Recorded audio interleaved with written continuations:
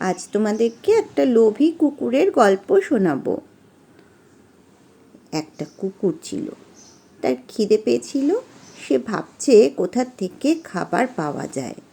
যেতে যেতে যেতে যেতে ও সামনে দেখতে পেল একটা মাংসের দোকান।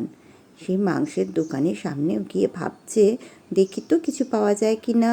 তারপরে দেখলো সেখানে একটা হাড় পড়ে আছে, মাংসের হাড়, তাতে বেশ মাংসও লেগে আছে। ওর তো লোভে চোখটা চকচক করে উঠল। বউ বউ বলে ও মাংসের হাড়টা সেখান থেকে তুলে নিয়ে মুখে করে তারপরে ব্যাস দৌড়ে দৌড়ে দৌড়ে দৌড়ে পালিয়ে গেল, যাতে ওর কাছ থেকে কেউ ওই মাংসের হাড়টা কেড়ে নিতে না পারে। ছুট ছুট ছুট ছুট ছুট দৌড়াতে দৌড়াতে দৌড়াতে দৌড়াতে ও গিয়ে পৌঁছলো একটা নদীর ধারে।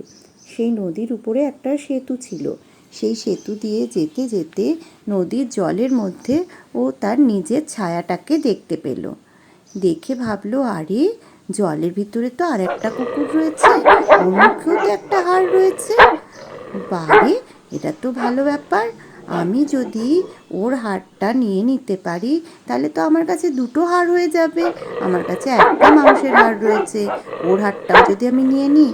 বলে ও ভৌ ভৌ করে যেই না চিৎকার করলো, ওর মুখের থেকে ওর হাড়টা গেল নদীর জলে পড়ে। গিয়ে দেখলো ওর ছায়াটাও গেল মিলিয়ে। তখন ভাবলো, এ বাবা, আমি তো বেশি লোভ না করলেই পারতাম। আমি লোভ করতে গিয়ে আমার নিজের হাড়টাকেও হারালাম। তাহলে এই গল্প থেকে আমরা কি শিখলাম? যে কখনো অন্যের জিনিসের উপর লোভ করতে নেই। তোমার যা আছে তুমি তাই নিয়েই সন্তুষ্ট থাকো।